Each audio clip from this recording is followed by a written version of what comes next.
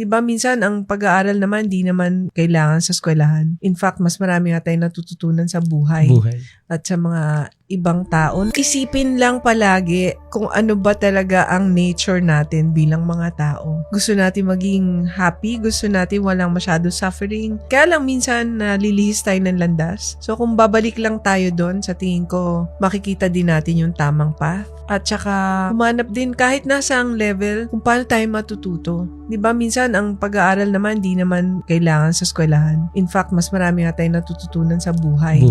At sa mga ibang tao. No, kung may nakita kayong tao na sa tingin yung may matututunan ako mabuti dito sa tao na to, then gawin nyo ang lahat para makuha nyo yung information na yon, di ba? At pwedeng marami kang maging mentors. Piliin mo kung ano yung magandang maituturo nila para gumanda ang buhay mo. Ask Dina.